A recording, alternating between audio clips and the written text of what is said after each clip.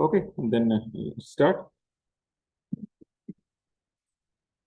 So we were discussing the effects of capacitance on a common source amplifier.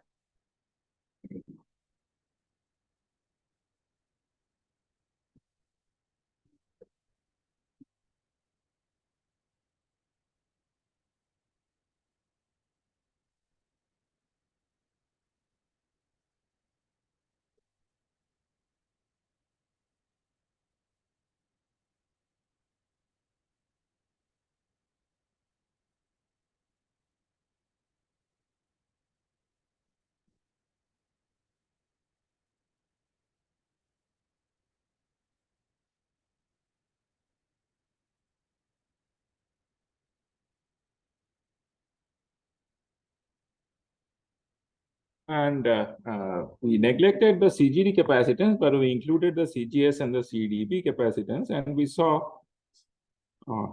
that if we neglect CGD capacitance, we can assume the signal to. We can essentially uncouple the networks at the input side and the output side. By uncouple, what I mean is essentially this.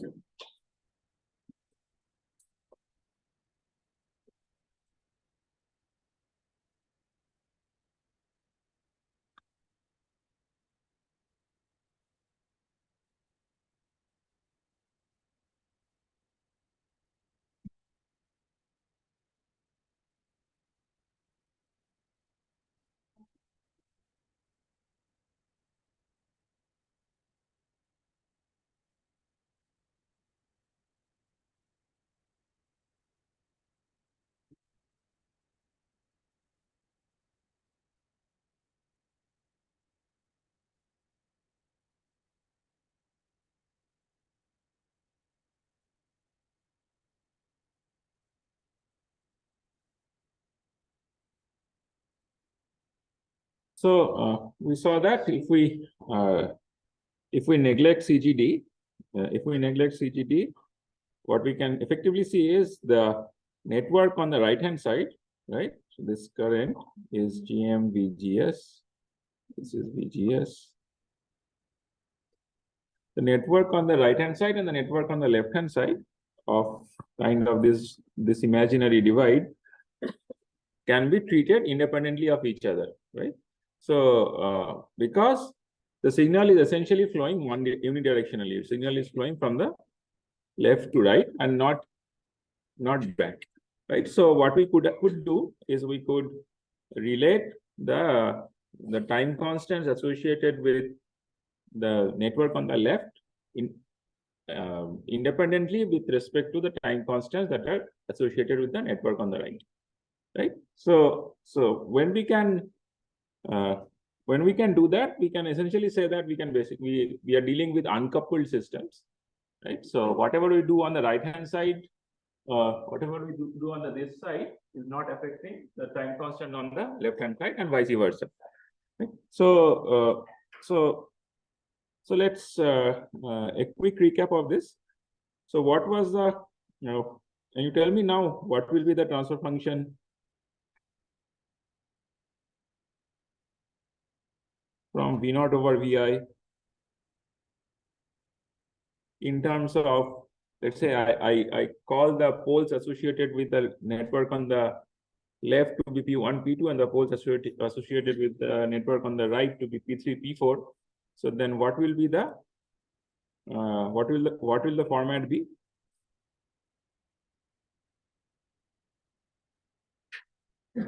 So I want V0 over Vi. V0 over Vi will be essentially multiplication of two transfer functions, right? One is the transfer function that relates VGS with Vi, another will be the transfer function that relates V0 with VGS, right? So essentially VGS over Vi times V0 over VGS, right? And why are we writing it like this? It's because we evaluated what VGS over Vi is and what V0 over VGS is separately in the previous class, right? So what will be the format, or what will be the form of VGS over Vi? How many poles How many zeros? I should maybe write in terms of capital V naught because we're doing phasor here.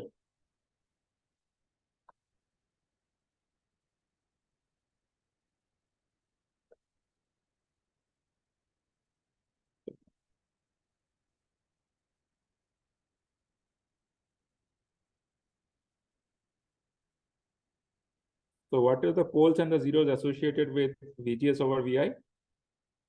Or just tell me the number of poles, number of zeros. 2 poles. So let's call this 1 plus S by P1. So I'm dropping the mod and minus and all those things because if all the poles are left half plane poles, otherwise the system will not be stable. So we assume that all the poles are left half plane and go ahead with the analysis, right? And how many zeros? 1 0. And it will be obviously be accompanied with a DC transfer function. So not a DC transfer function, but S times some coefficient, and the coefficient can be figured out later. Times the same thing for V naught over VGS. This will also be S by A2 by 1 plus S by P3, 1 plus S by P4. So if I have to sketch the Bode plot of this entire transfer function, what will I see?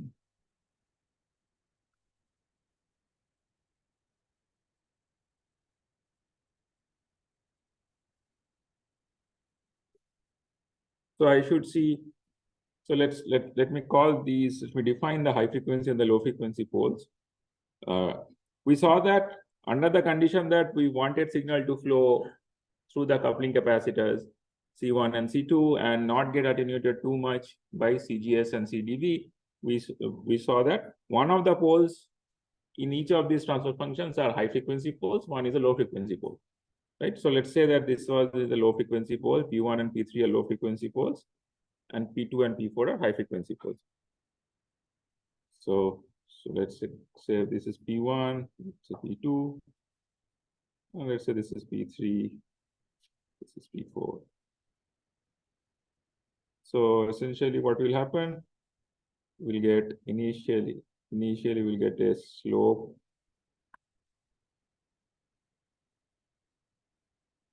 So if I combine these two, right? If I combine these two, what will be the slope initially? Around 0, 40 dB per decade, right? So you have 40 dB per decade slope. It will hit P1, it will become 20 dB, it will hit P2, then it will become flat. It will hit P3, it will become minus 20 dB, and then so on, right? I'm not sketching the phase separately. Okay. So now, in our case, the frequency of operation the frequency of operation that we are interested in is this region, right? The other thing that we should note is that P1 and P2 are more or less user controllable, right? Because P1 and P2 are mostly defined by which capacitors in this diagram? There are 4 capacitors. P1 should be related to C1 and CGS, and P2 should be related to CDV and C2.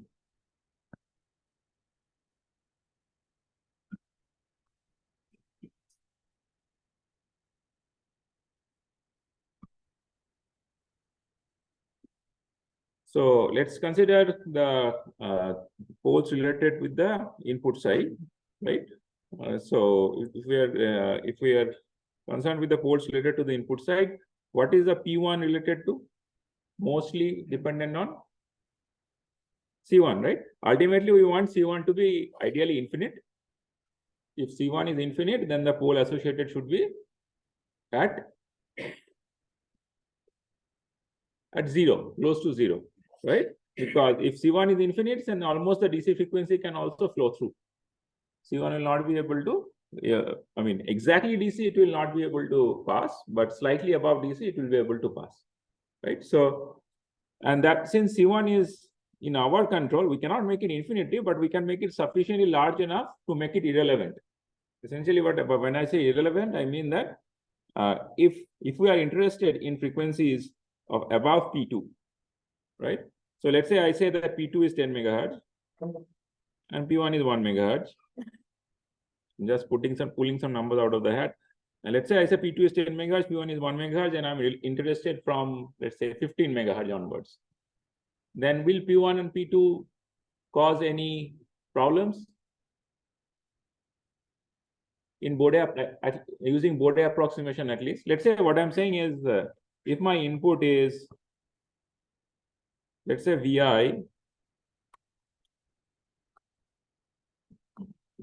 of t is Vp sine 2 pi 15 megahertz times t.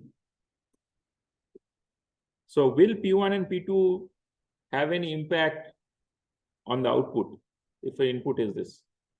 No, right? I mean, one might say that it might, because 15 megahertz is closer to 10. I mean, as far as the Bode approximation is concerned, we can say that it will have no impact.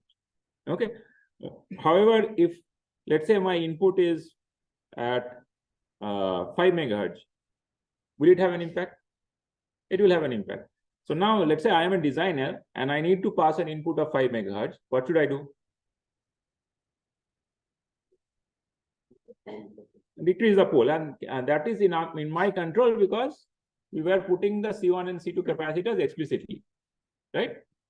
So what should I do then? I mean, in this case, what should I do? Increase the capacitance, and looks like if I push P2 lower frequency than 5 megahertz should be fine. And I associated P2 with the output side pole was associated with the capacitor C2. So if I increase the capacitor C2 by at least by a factor of 2, should be fine. The reason I am harping on this is, since this is more or less user controllable, so I need not bother about it as much, right? So I know that if the frequency of interest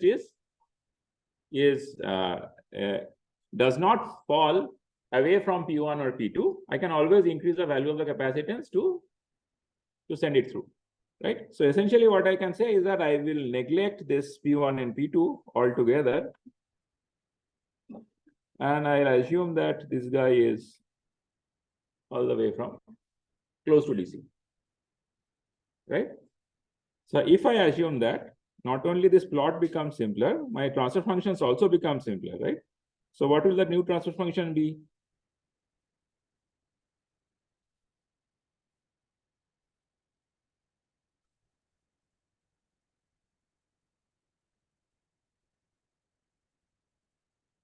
So if we neglect, let's say P1, what will be VGS over VI? How many poles will I have? How many zeros will I have?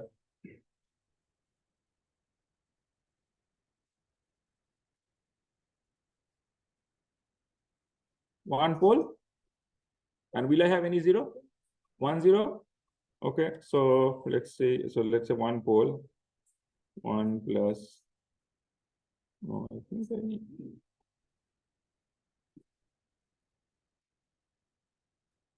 Okay, I made a mistake here, right? So initially, I mean, the way I defined P1 and P2 were associated with, it should be like that. So let me correct it like this. So let's say this is, okay, let's keep it like this, P1, P2, P3, P4. So this should have been P1 and P3. This should have been P2 and P4, right? Okay. So, so now in VGS over, what will be VGS over VI? So what I have, I mean, since picture is what 1,000 words, let me sketch the picture first.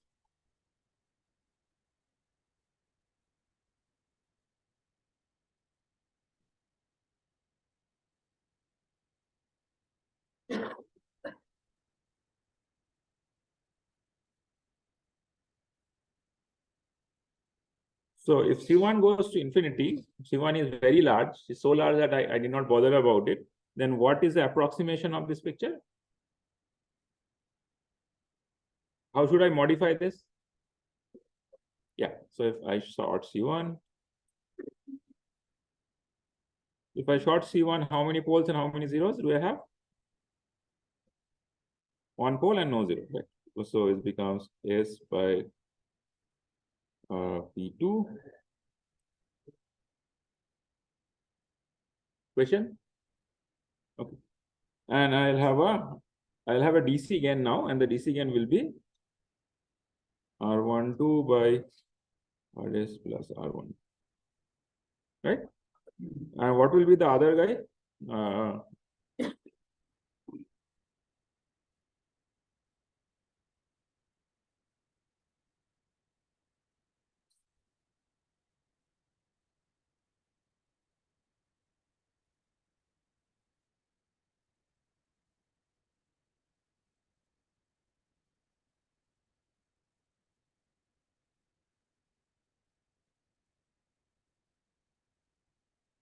So if I am neglecting the, if I am planning to neglect the low frequency pole associated with this, so what should I do? What is approximation?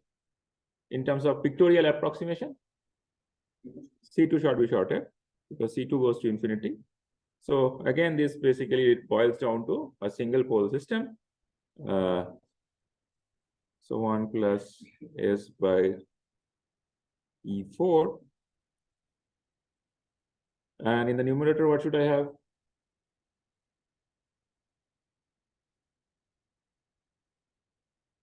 What is the DC gain of this? GM minus of GM RD parallel RL. Okay, great. So this reduces to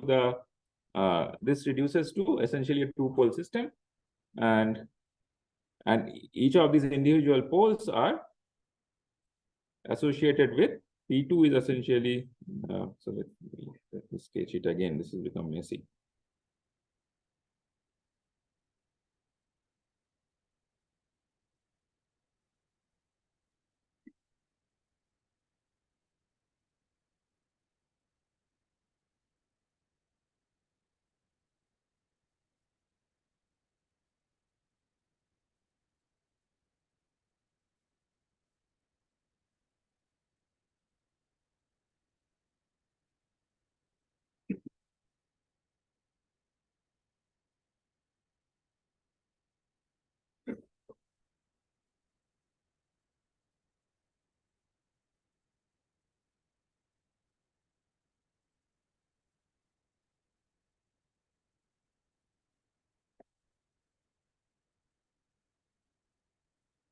Okay, so now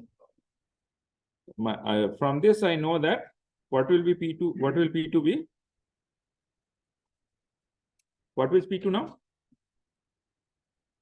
P2 as the pole associated with this part of the network.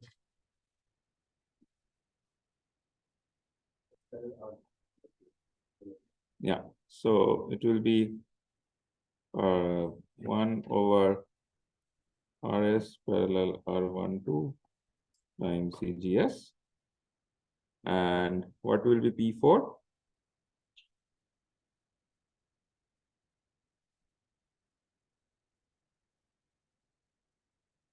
RD parallel RL CTV 1 by.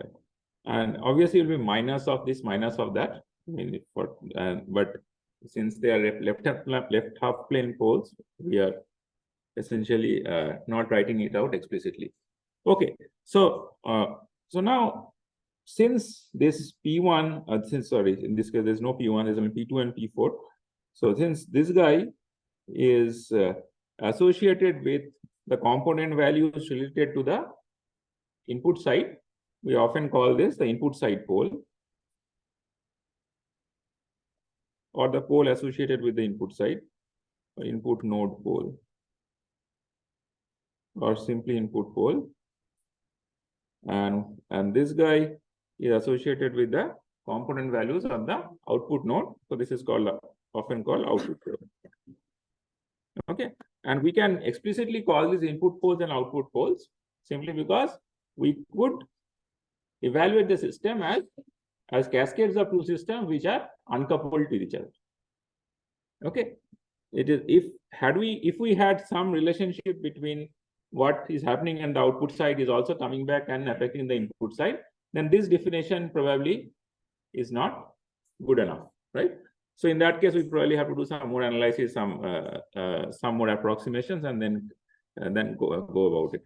The reason I am stressing on this topology nomenclature is you will see that in systems which are also not particularly uncoupled, we will strive to make them, we'll strive to ensure that we express them in such a way that we can get these poles associated with a node, because it helps us in visualizing what can be done if we can break down a system into into first cascades of first order systems, right? It is easy to visualize what should I do with a pole if it's a first order system.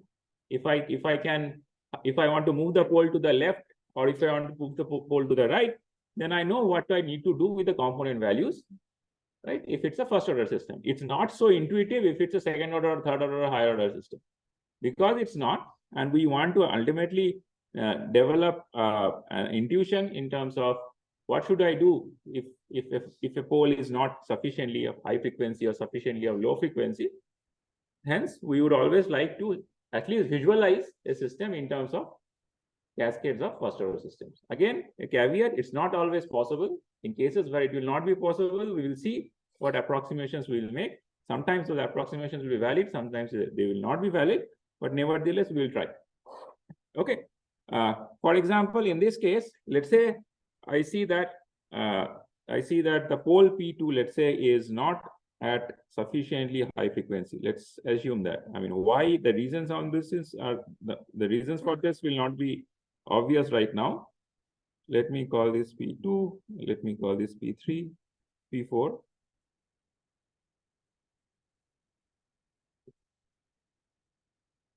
Is there any question you can ask me?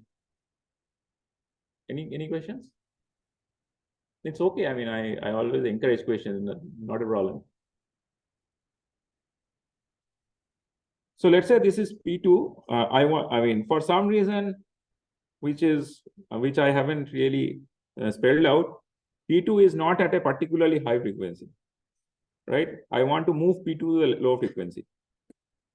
Okay. So what should I do? What is the designer controllable variable? Yeah, RS is not. CGS is typically not. I mean, one might argue CGS is the size of the device. Then R1 parallel R2 is something that we can use, right? We can increase R12 to move P2 to the left, right? Similarly, we can do something with P4. If I want to move it to the left or to the right, we can play around with the component values to some extent, right? So, but since, as you see that this R12 comes in parallel to RS, there is not much of a leverage that I have, right? So if R12 is already much higher than RS, then increasing R12 will not help in moving P2, right? So then RS is not in your control. The only thing that is in your control is CGS, which means that if I want to move P2 to the left, then I have to increase or decrease CGS. I have to increase CGS. Now CGS is controlled by width of the device, right? Size of the device, W and L, right? So one might say that then I have to increase the size of the device. If I increase the size of the device, then my parasitics will change. Device parasitic, I mean the GM of the device might change and so on, right? So those things will come into picture. However, so let's say let's take this particular example where I want to increase the CGS, but I don't want to change the current through the device. Is there a way I can do that?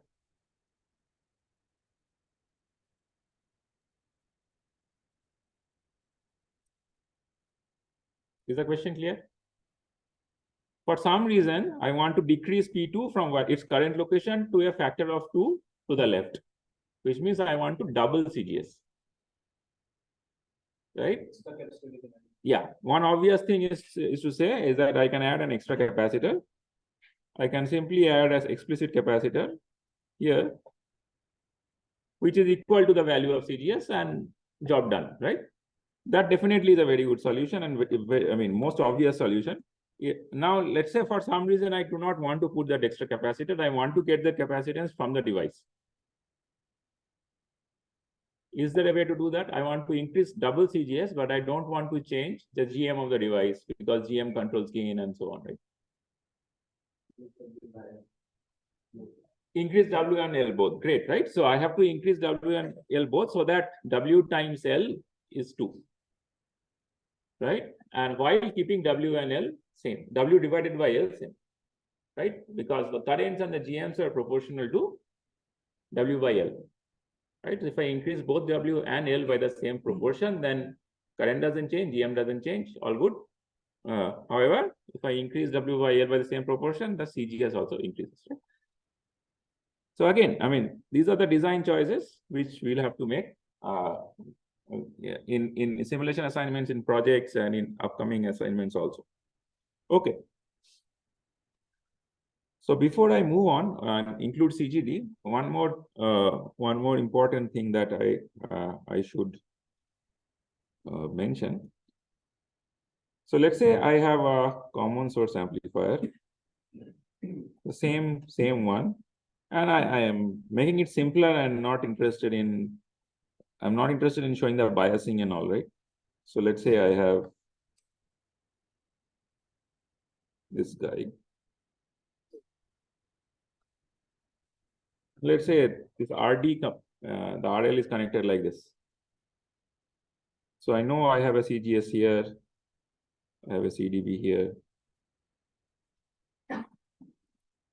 And as it turns out, in most cases, why don't you take a guess and tell me? If I have to find out the values of CGS and CDB, do you think they are of the same order, or one is greater than the other, one is smaller than the other, even though they mean the same thing? What do you think? I mean, I haven't given you any information about COX or anything, but what do you think will be the, do you have a engineering guess? CGS will be higher. Why?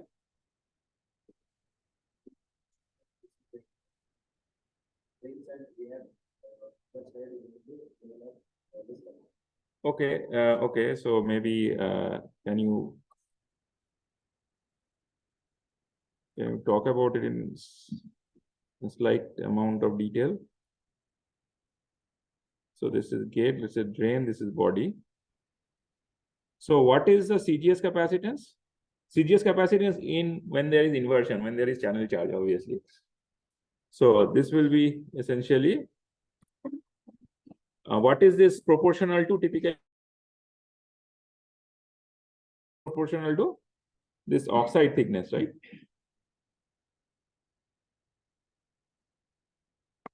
COX is proportional to the oxide thickness. I mean, not a surprise. Parallel capacitor is proportional, inversely proportional to TOX. And as it turns out, the TOX is very thin. I mean, that is probably the thinnest dimension in a device.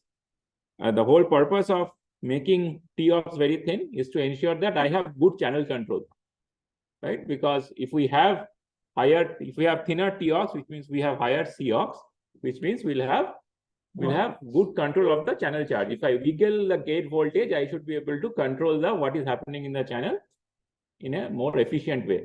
If TOX is very fat, right, which means your COX itself is very small, which means if I apply something at the gate, probably very small fraction of that will come and do, will influence the channel charge, right? So it's quite natural. That's why we see that in all these equations, inversion charge, in channel charge, in IDS, you see that everything is proportional to COX. So by definition of the device, right, if you're a device designer, you are trying to design a device, you would like to shoot for a very thin TOX. Okay. However, a CDB is what? CDB, as he pointed out, is a capacitance between the drain and the body, and the drain body junction is reverse biased, right? It has to be reverse biased because you don't want the current to flow from drain to body. You want the current to flow from drain to the source.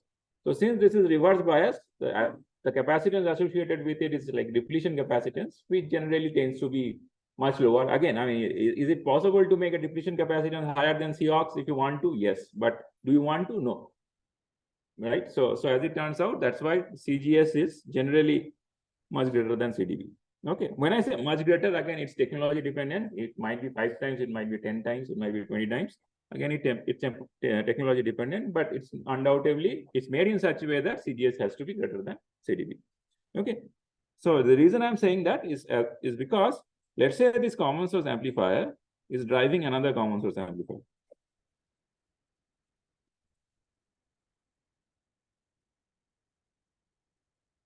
Let's say the same common source, same guy, right? So by the way, tell me how should I go about biasing this one? Well, this guy also needs a bias, right?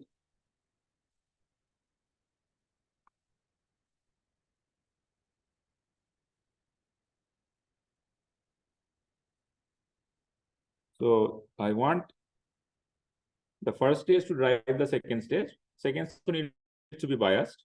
Let's say this is VGQ. This also needs to be biased at VGQ. So how should I go about doing it? Should I directly connect?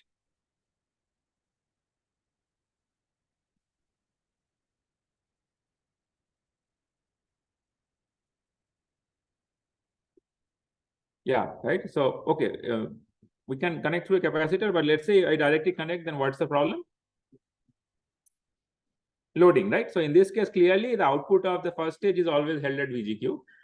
So that becomes a problem. We can then put a resistor and all those things, but we already know what to do. We can simply say that I'll put a capacitor, we'll put a coupling capacitor here, and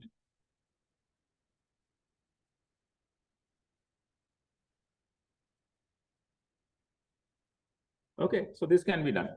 So in the incremental sense, what will this look like? In the incremental sense, this will look like, I'll not sketch the GM and everything separately. It's understood that when I put a transistor, in the incremental sense, it's GM times VGS. So in the incremental sense, this becomes a short circuit. This guy goes off. I don't want this also.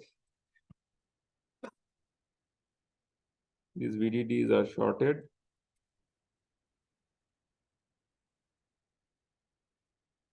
This goes here. This is also CGS. Okay. And as I said, CGS is much greater than CDB. So I can, because these CGS and CDB comes in parallel, right? Both are with respect to the same node and the ground. So I can essentially say that this is equivalent to only CGS, because CGS is much greater than CDB, right? This is assuming CGS is much greater than CDB. And let me write this as GM times VI. This current that will flow out will be GM times VI, and it will create a voltage here. What will that voltage be?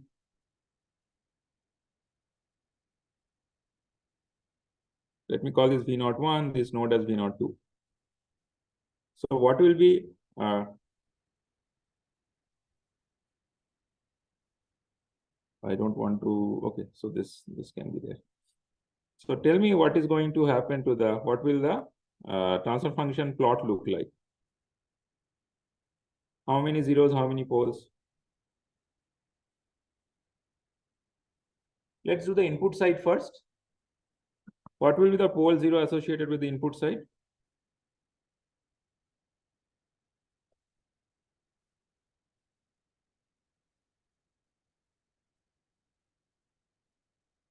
Where is R? There is no R. R is 0.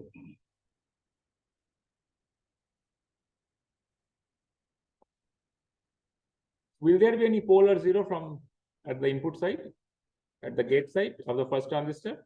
No, right? Because Vi is directly appearing across the gate. I mean, for all practical, for this case, CGS is irrelevant, right? As far as the voltage across the VGS is concerned, voltage across the VGS is concerned, CGS is irrelevant.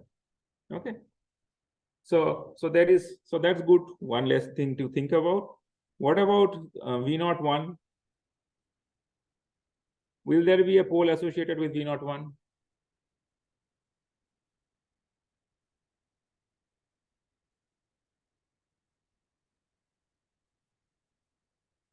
Yes or no? Will there be a pole? There will be. What will be the pole frequency?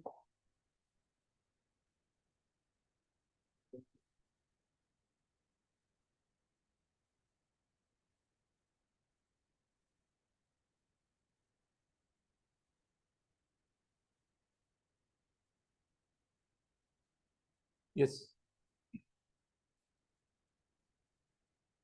What will you do to find out the pole? I couldn't hear you. Can you speak aloud? Right? 1 over RLCGS, right? So there will be a pole associated with this, which is 1 over RLCGS. And if I only am interested in V01 over Vi, then will it have anything else, or this is fine? This is it. No other pole, any other pole, any other zero? No, right? So this guy will go like this and then dip like this. Okay. So let's say this is a 0 dB line. Okay. So is it fair to say that this guy is behaving like an amplifier as long as V01 over Vi is greater than 0 dB? Is it okay? Is it a fair assumption to make or fair statement to make, or do you think that's not a fair statement to make? Yes or no? Yes. Okay. Good. So I can say that till 0 dB line, this is behaving like an amplifier, right? For any frequency above that 0 dB, that intersection point, it's of no use, right? Okay. I mean, ideally, we would want to operate here, but for the sake of argument, we can say that as long as we are getting gains of more than 1, it's an amplifier. 1 is 0 dB. So what is this frequency?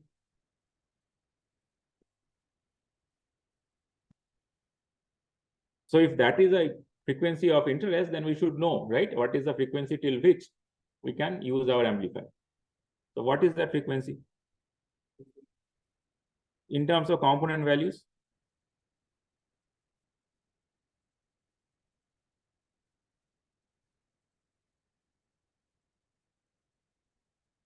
We can find out in 2 ways. We can write out the transfer function and find out, right? So why don't you write the transfer function and find out and tell me?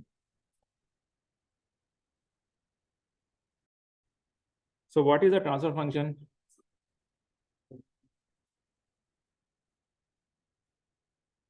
So one pole, what is the pole?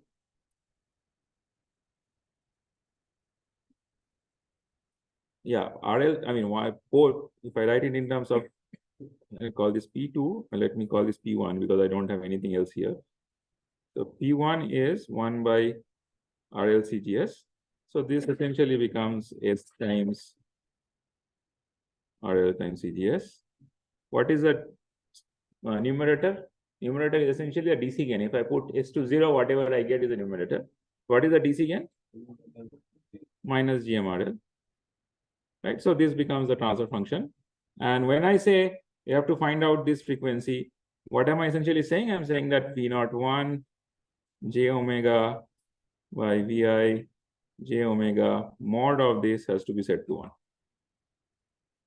Right? So this essentially means GM RL by under root 1 plus omega squared RL square CGC squared is 1. Okay. So essentially this means that GM squared RL squared is 1 plus.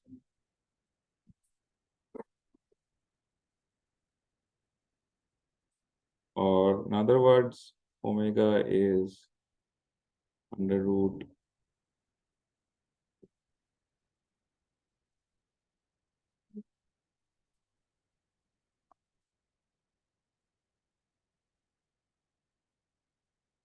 Okay.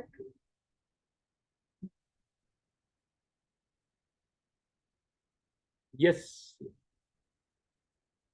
Any questions, doubts?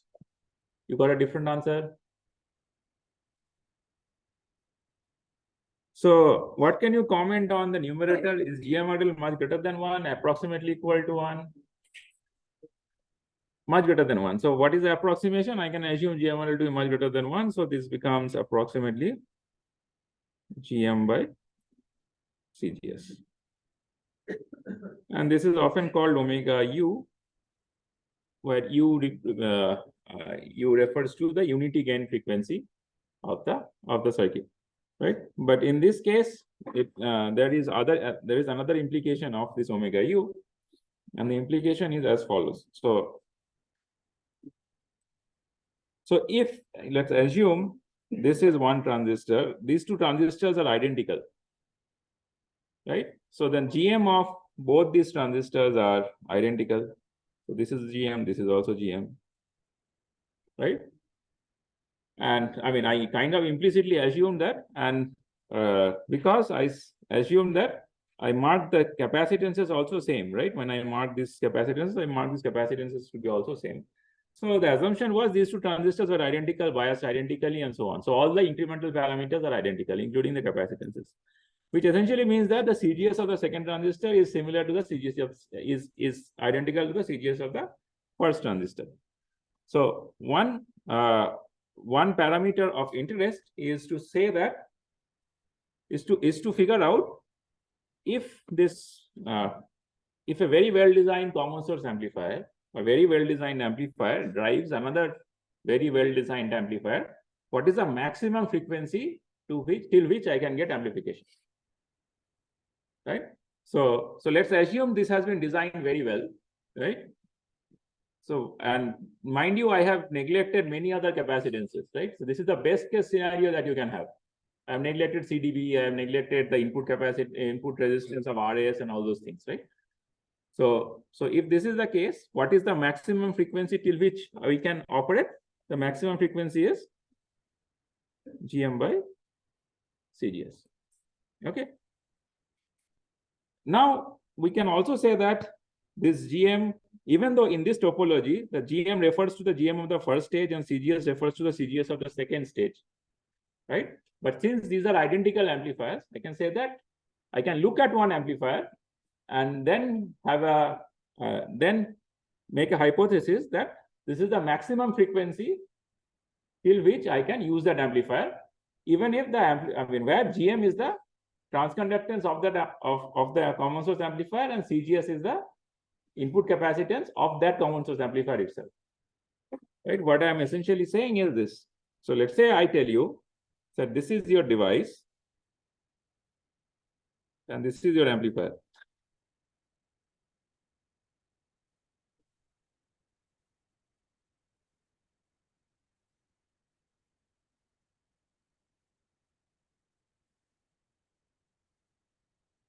Right? So you have to use it in some practical scenario. And the practical scenario is that you have to use this, has to drive another amplifier. Then what is the maximum frequency to which you can, you design it in such a way that you can get to the maximum frequency till which you can get amplification.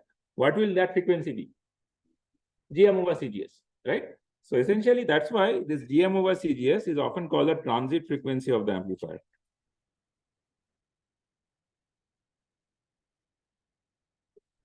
Right? So this is a metric of how fast you can what frequency you can design an amplifier. This is the maximum frequency till which you can use this amplifier for any practical usage. I mean, I can always say that I will load this guy with another resistance and all, right? But even then, if I load this guy with another resistance, do you think omega t will change if I do this, or omega t will remain the same?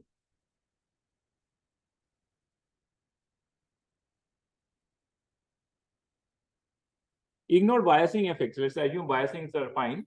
So if I say that at the output terminal, I load this with a separate resistance, do you think the omega t will change or omega t will remain the same? Why do you think it is going to change? Transfer function surely will change. No doubt about that. But why do you think omega t will change? CGS is there, right? That's why this is coming. Without CGS, there is no omega t. CGS is there. But I have the only addition is I have included another resistance. So will that change omega t? The pole will change, sure. The DC gain will change, transfer function will change, pole will change, but will omega t change? No, right? So because omega t is not a function of the resistances that are associated with the node, it's a function of the GM of the device and CGS of the device, right? And another, again, what is the intuition behind why is omega t is not a function of the resistances associated? Is because, so let's say this is CGS. So at very high, so this current is GM times VI. At very high frequencies, where will GM times VI flow? It will choose to flow to RL or towards CGS. It will choose a low impedance path as always, right? As frequency increases, what is the low impedance path? The path through the capacitor, right? So what I'm essentially pointing out is this.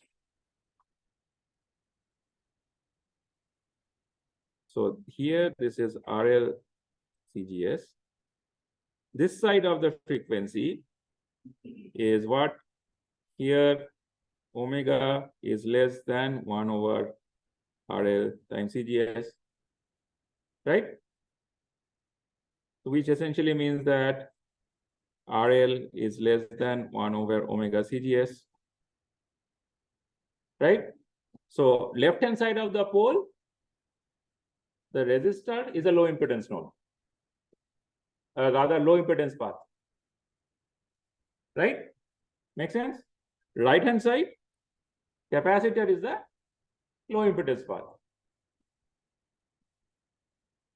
I'm not getting a vibe from the class that you understanding this or not. It looks like a bad movie just you have to sit through. It's not even the optional also, right? You don't even have to sit through. So since you are as well here, why don't you participate? So on the right-hand side of the pole, what does it say? What is the intuition? Right. The intuition is on the right side of the pole, clearly 1 over omega CGS is less than RL, which means the capacitor is a low impedance path. And because the current is choosing to go into the capacitor, that's why you have this roll-off. Right? If the current were going into a resistor, there is no frequency dependence. It is only because the current is choosing to go into a capacitor, you have a frequency dependence. Right? So for all practical purposes, I can say that after you have hit this pole, the resistor is irrelevant for transfer function calculations, right? So essentially, after you have hit the pole, all this current, incremental current, will go into the capacitor, and I can assume the resistor to be high impedance for these purposes and open circuited, which means this transfer function will be, or this voltage will be minus GM times SCGS times VI. And when does this go to 1? Or when V0, so this is V0. When does this go to, when does V0 over VI go to 1 approximately? Equal to 1 at S equal to GM over CGS.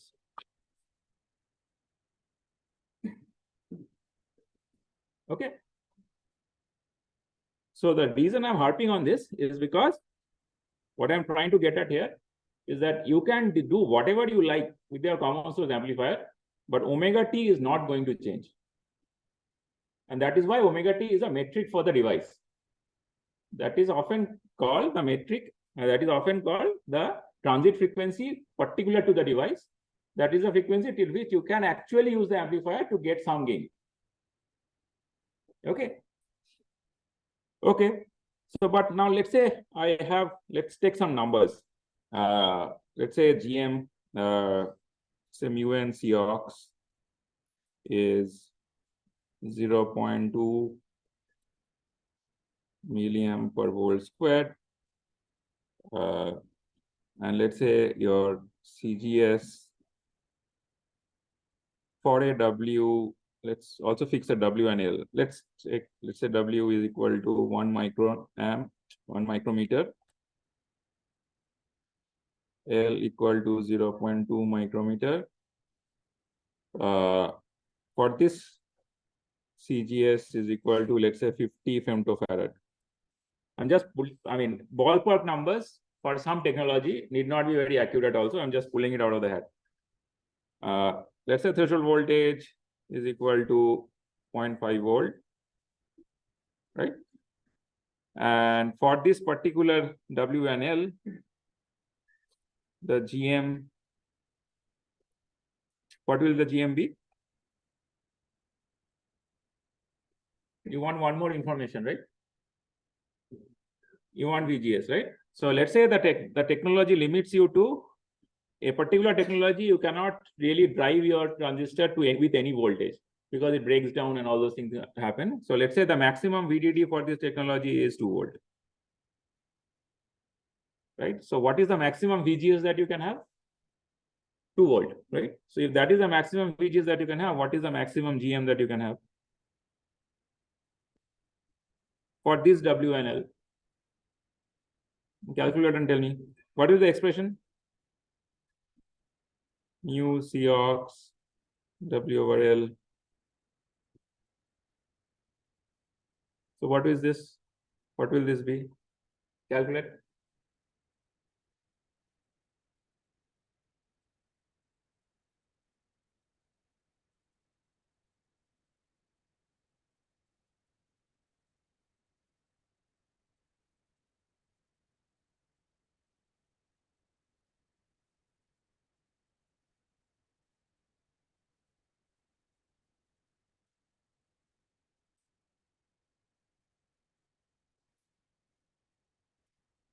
One 1.5, right? So this is like mu Cox is 0.2, W over L is 5, so that is 1. This becomes 1.5 millisiemens, right? So what is then GM by CGS? Omega T.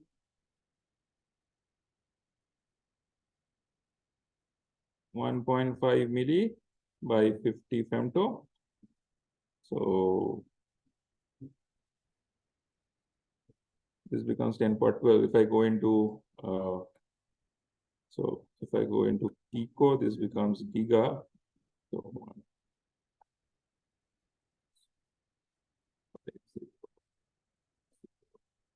10 power 12.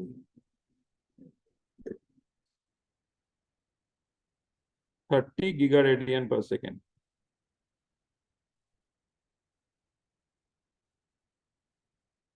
So in terms of, let's say, FT, this becomes approximately by 2 pi, which means 5 gigaradian per second. Okay. So for whatever numbers I plucked out of the hat, this seems to be the maximum frequency at which I can use my transistor, right? But then one might say that I would like to increase GM. I know I can increase GM by increasing W by L. Yeah, I cannot increase VDD, but I can increase W by L, right? So if I do that, will omega T change or FT change?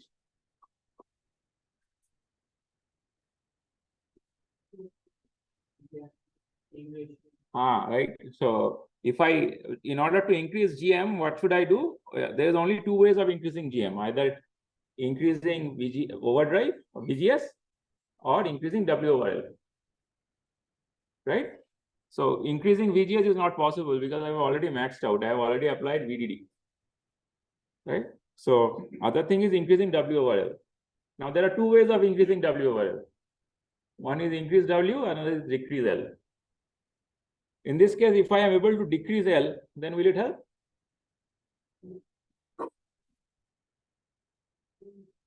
Let's say I decrease L from L equal to 0.2 micron, I go L equal to 0.1 micron. Will it increase GM? Yes, by factor of 2, right? What is going to happen to CGS? It will increase or decrease? It will decrease, right? So GM is increasing, CGS is decreasing, so definitely omega T is increasing. right? If omega t is increasing, looks like by factor of 1 by L squared, right? That's good. That definitely we should do. But as it turns out, there is a limitation of how small the L can be. And that is the technology node specification. If you hear like 180 nanometer node, which means 180 nanometer is the minimum L that is allowed. If you hear 65 nanometer, which means 65 nanometer is the minimum L that is allowed. Right? Here I assumed L to be 0.2 micron. I mean, let's assume it's 200 nanometer node. It doesn't exist, but let's assume that. So in that case, this is what it is the L min. You cannot go below. So what is the other way of increasing W over L? You cannot reduce L.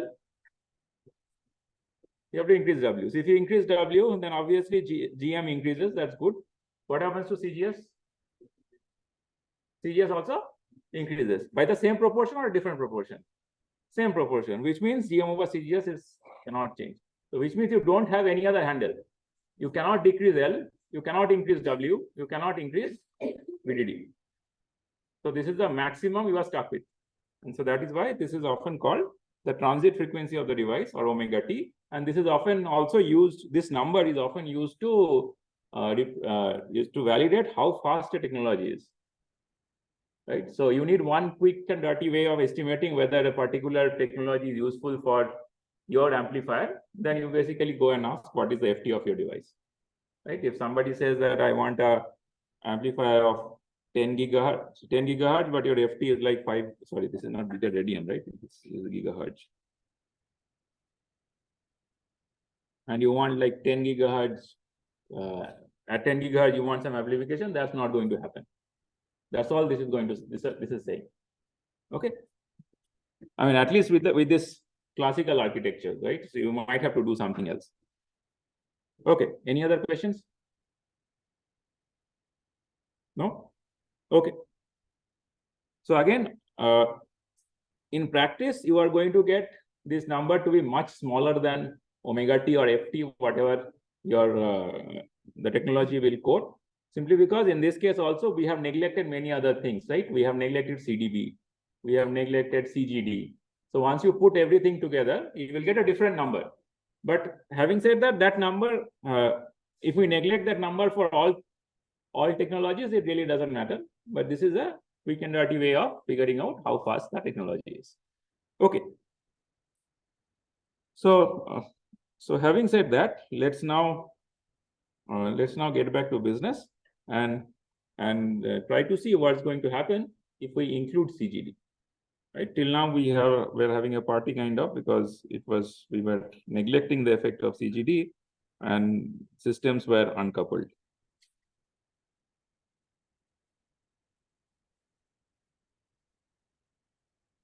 Again, I'm not putting R1 parallel R2, because we know that by design R1 parallel R2 will be much greater than RS, right? So effectively the effect of R12 is that it will not load RS, so I'm removing it, right? So I'm removing, so I assume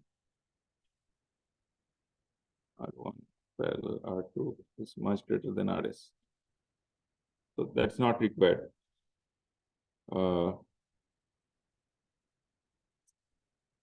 This is GMVGS.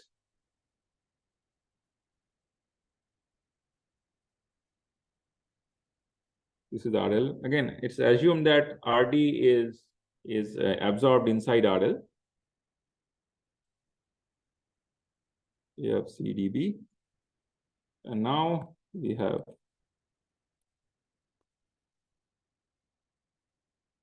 CGD. Okay.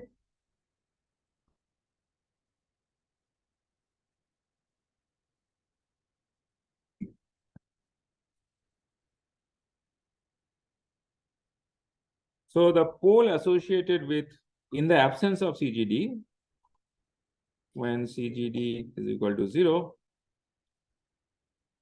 the pole, so let me do one more thing. I'll do one more change. The thing that I'll do is I will replace this guy with a, which is not an equivalent.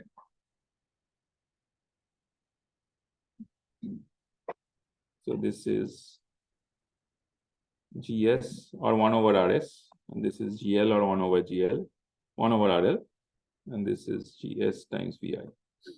The reason I'm replacing it is because, I mean, we did it once long time back, right? When we were doing 2-port network, it reduces the number of nodes by 1. It helps in calculation. So when CGT was 0, if CGT was 0, there were 2 poles associated with it, and pole P1 was at minus conductance over capacitance, right? 1 over RC, or in other words, I can say it's conductance over capacitance. The conductance over capacitance of the first node is, I find out what the capacitance is, CGS, what is the conductance associated with it, that is GS, the time constant is GS over, 1 over RC, which in this case, the pole associated becomes the conductance over capacitance, that is GS over CGS. Similarly, P2 will be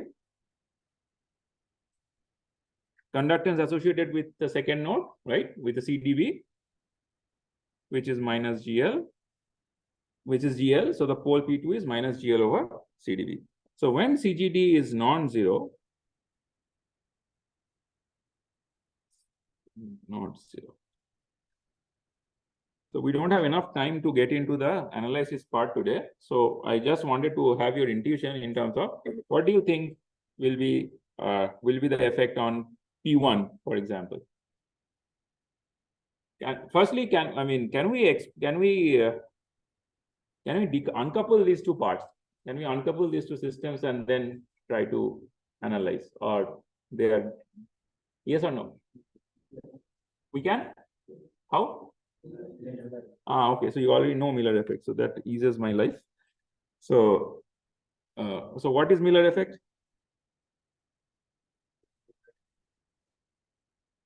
So in a Miller effect, let's talk about Miller effect to some extent. We'll get into analysis in detail in the next class. So let's talk about Miller effect to some extent to start off.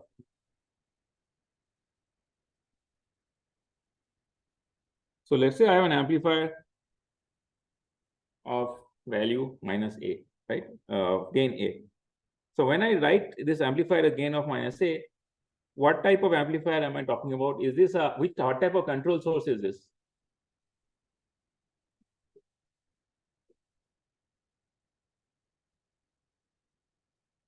So generally, when I say this is minus A and I say this is input is Vi, output is, what will be output? Minus A times Vi. So what type of control source am I talking about? We have 4, right? We have 4 of them. Voltage control, voltage source, voltage control, current source, current control, current source, and current control, voltage source. This is voltage control, voltage source. So great. So now if this is a voltage control, voltage source, and we, let's say, put some impedance Z across it, right? So what will be the current drawn through the Z? What will be the I? Can you speak aloud? I didn't hear. Vi by 1 plus A times VL, right? Okay. So will any current go this side? From the block diagrammatic perspective, I mean, we assume this is a voltage control voltage source, so no current goes inside, right? It's infinite input impedance. So this current is 0. So from the perspective of finding out an impedance, right? Only from the perspective of finding out the impedance or from the perspective of finding out the current. So this can be represented as another load, so that this current is identical. If this is I, this is also I. This will be represented as another load. Sorry, here, what am I doing? So this way set, right? Okay, sorry. I mean, yes, thank you. 1 plus A by Z, right? Okay. So these two currents are identical, which means this current is equal to Vi by Z by 1 plus A. Right? So then this impedance behaves like almost an impedance of value Z over 1 plus A, right? So from the perspective of the current that is being drawn from Vi, these two networks are identical. So from the perspective of finding out whatever from the perspective of the loading, these two networks are identical, not for anything else. Okay. So if that is the case, instead of Z, if I have a capacitor, right? So if I have a capacitor, instead of Z is equal to 1 over SC, right? So what does that new impedance looks like? So if Z is a capacitor, this becomes 1 over SC times 1 plus A. So this almost behaves like a capacitor whose value has been amplified by the gain of the amplifier. Okay. If this had been a resistor, right, what would have happened? Yeah, it would have decreased by factor of 1 plus A. Okay. So now, does this relate to our case of a common source amplifier with CGD? It relates, yes. I mean, to some extent it relates, and to some extent it doesn't. I mean, why does it relate? The relation part is this. So in the absence of Z, right? In the absence of Z, if Z were not there, if there were no connection between input and output, right? Other than the amplifier itself, the gain is minus A. In this case, if there is no CGD, what is the gain? DC gain? Minus GM times RL, right?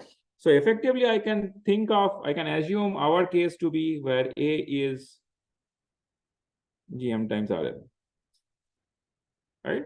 If A is GM times RL, then we can probably say that from the perspective of looking at the impedance at the input side, I can probably assume that this capacitance is equivalent to a larger capacitance of value CGD 1 plus A. Right? So that is as far as as far as the analogy goes. However, I would argue that these two topologies are not identical. There is a critical difference between these two guys. Can you point out what is the difference? Right. Voltage control voltage source is the problem, right? So in the circuit on the bottom, network on the bottom, A is a voltage control voltage source. And by definition, a voltage control voltage source, the gain is independent of whatever you connect at the output. Right. So if I connect a Z, since I had connected a Z here, even though I had connected a Z, the gain between input and output didn't change because it is a voltage control voltage source, right? However, in this case, can I make the same assertion? If I connect with something between input and output, obviously some part of the current will flow into CGD and it is bound to change the transfer function.